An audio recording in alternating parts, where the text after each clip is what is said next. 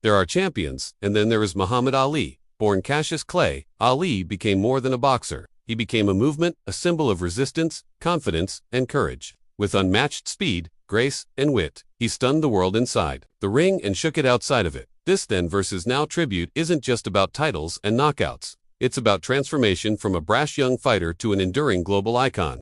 This is the story of the greatest. Muhammad Ali was born Cassius Marcellus Clay Jr. on January 17, 1942, in Louisville, Kentucky, the son of a sign painter and a housemaid. Young Clay grew up in the segregated South, poor, curious, and full of fire. Age 12. After his bike was stolen, Clay told a police officer turned boxing coach he wanted to whoop the thief. That officer, Joe Martin, introduced him to boxing. By 18, he had won 6 Kentucky Golden Gloves titles, 2 National Golden Gloves, and 100 amateur bouts. He capped off his amateur career by winning the gold medal at the 1960 Rome Olympics in the light heavyweight division.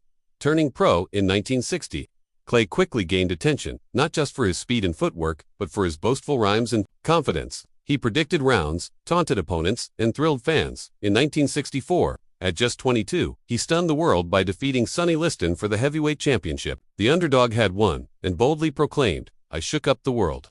Shortly after, Clay announced he had joined the Nation of Islam and changed his name to Muhammad Ali, symbolizing a new beginning, both spiritually and politically. In 1967, at the peak of his career, Ali refused to be drafted into the Vietnam War. "I ain't got no quarrel with them, Viet Cong," he declared. For that stand, he was stripped of his titles, banned from boxing, and faced a 5-year prison sentence later overturned. His stance cost him millions, but earned him global respect. Ali became a leading voice in civil rights, an outspoken opponent of war, and a symbol of conviction over comfort. During his 3-year exile from boxing, he toured colleges, debated war supporters, and remained in the public eye, not as a fighter, but as a freedom warrior. In 1970, Ali was granted a license to box again. The comeback began, but now he had rivals and epic battles awaited. 1. The fight of the century, 1971. Ali versus Joe Frazier at Madison Square Garden, both undefeated. Ali lost in a brutal 15-round war, but the world was watching. 2.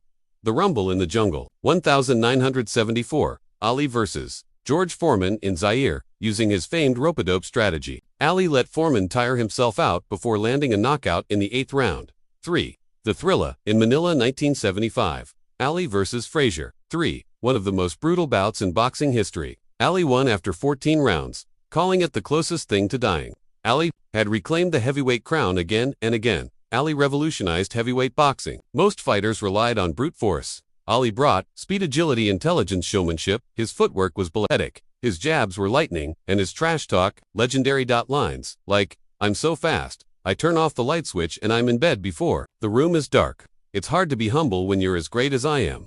He wasn't just fighting opponents, he was entertaining the world. By the late 70s, Ali had taken tremendous punishment in the ring. His final fights, including losses to Larry Holmes and Trevor Berbick, were sad farewells. In 1981, he retired with a record of 56 wins, 5 losses, 3 7 knockouts, but the damage had been done.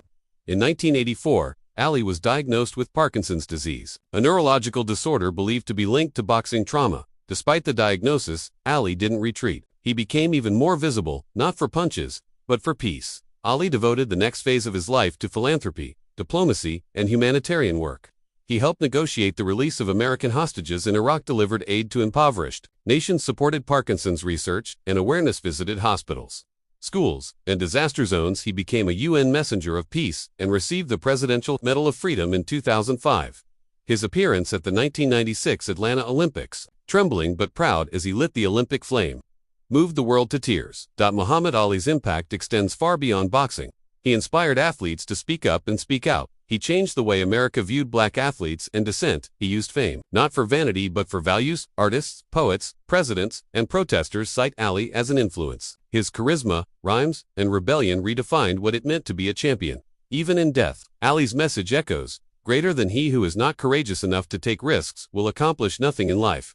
Then, a brash young man with fast hands and faster words. Now, a global icon whose image stands alongside Gandhi, Mandela, and King Ali's name graces museums, street scholarships, global foundations. His daughter, Layla Ali, became a champion boxer in her own right. His quotes are stitched into t-shirts, murals, and history books. In 2016, the world mourned when Ali passed away at the age of 74, but his voice, strong, sharp, and poetic, never stopped echoing. To call Ali a boxer is to miss the point. He was a poet, in motion a rebel, with rhythm, a fighter with faith. He punched not just to win, but to awaken. He refused to be used by a system, stood by his beliefs when it cost him everything, and reclaimed greatness on his own terms. His life wasn't flawless, but his courage was. Muhammad Ali floated like a butterfly, stung like a bee, and spoke like a prophet. His fists won titles. His words won minds. His spirit won hearts. In every corner of the globe, his name still inspires those who dream big, stand tall, and fight hard, because Ali wasn't just the greatest in the ring, he was the greatest.